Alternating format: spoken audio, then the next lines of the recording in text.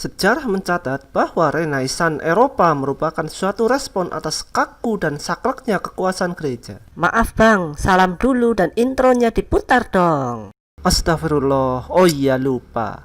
Putar dulu intronya.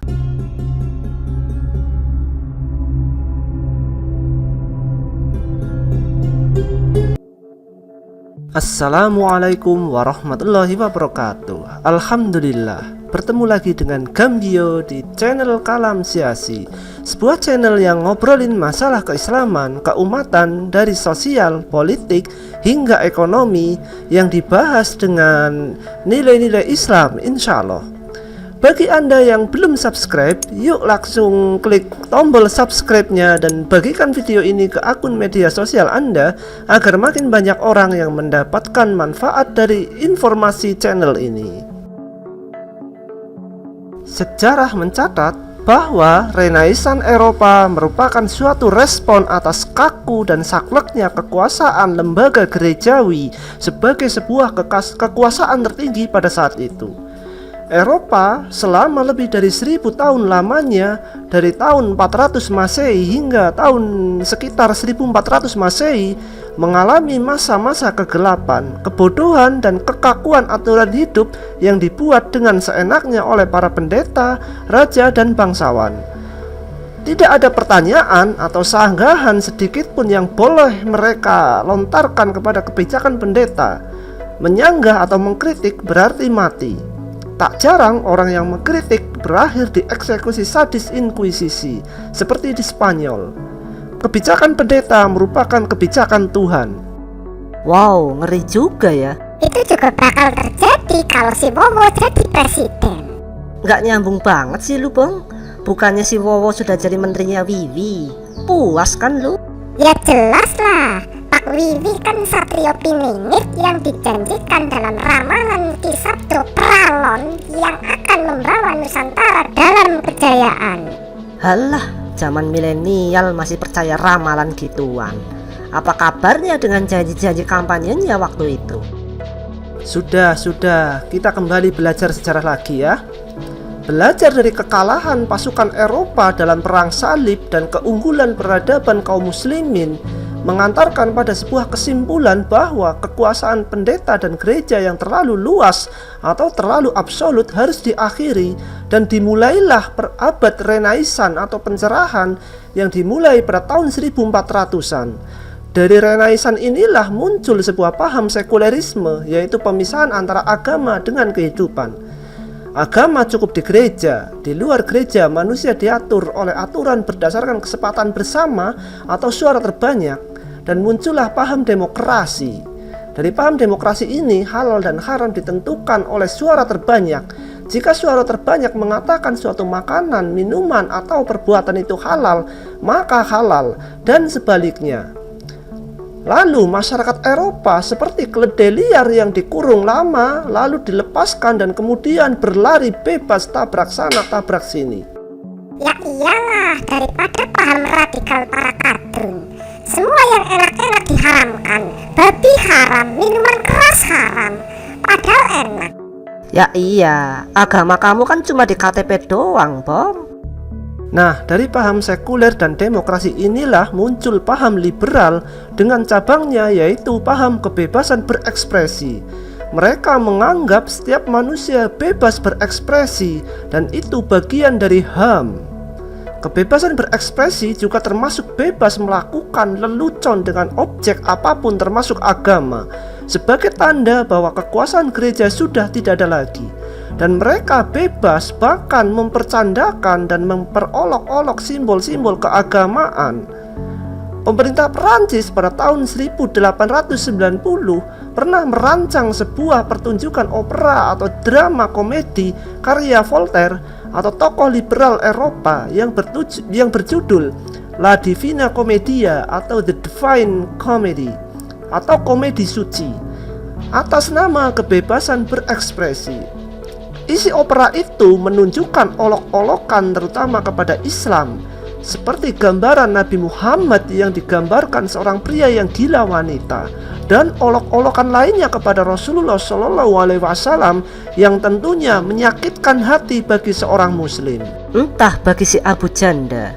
Wah, idola gua tuh, junjungan gua itu, Al Ustadz Abu Janda Al Bollywoodi Al Mukarram.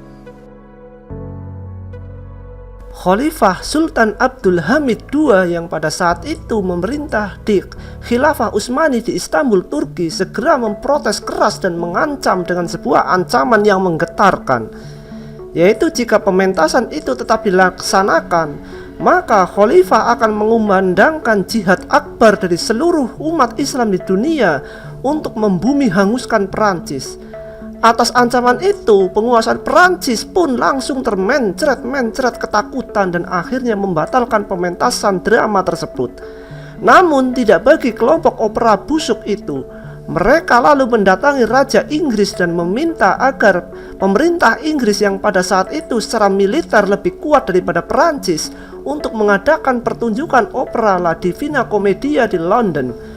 Mendengar itu, Khalifah Abdul Hamid II pun segera mengancam Inggris dengan ancaman yang sama seperti kepada Perancis.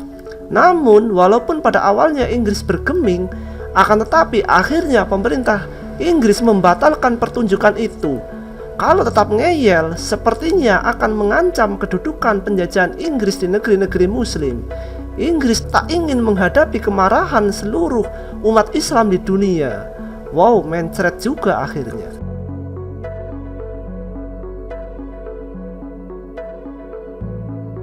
Ya ampun, jorok banget sih para penguasa Eropa itu. Nah, inilah logika fatal dan rusak dalam kebebasan berekspresi. Kebebasan berekspresi menyatakan bahwa setiap orang bebas berekspresi, berbicara, dan lainnya asal tidak melanggar atau mengganggu kebebasan atau kenyamanan orang lain. Inilah logika fatalnya kaum liberal atas paham kebebasan berekspresi tersebut. Mereka mengatakan bebas berekspresi asal tidak mengganggu atau melanggar kenyamanan dan kebebasan orang lain. Lalu mereka dengan seenaknya menggambar karikatur Nabi Muhammad, mengolok-olok Islam dan lainnya atas nama kebebasan berekspresi. Padahal itu melanggar kenyamanan kaum muslimin, kebebasan kaum muslimin. Mana ada kaum muslimin yang nyaman beribadah ketika melihat nabinya diolok-olok. Kalian orang liberal bilang bebas berekspresi asal tidak mengganggu orang lain. Tapi kenapa mengganggu kami orang Islam? Silahkan Anda bebas berekspresi, mau jungkir balik, mau ketawa-ketawa sendiri, itu bebas bagi kalian. Karena saya tahu wong edan itu bebas.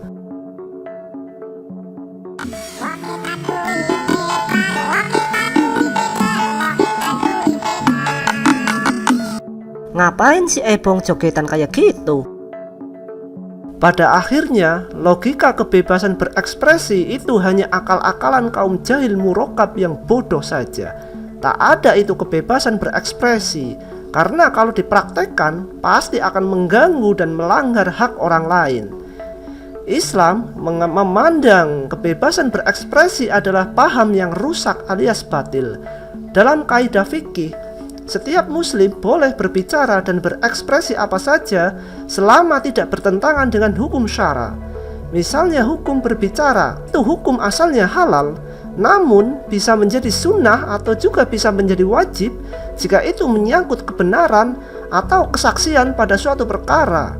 Bisa saja menjadi makruh jika hanya berbual atau ngobrol tidak jelas manfaatnya, atau bahkan menjadi haram jika berbicara untuk mengolok-olok orang lain atau menghina agama.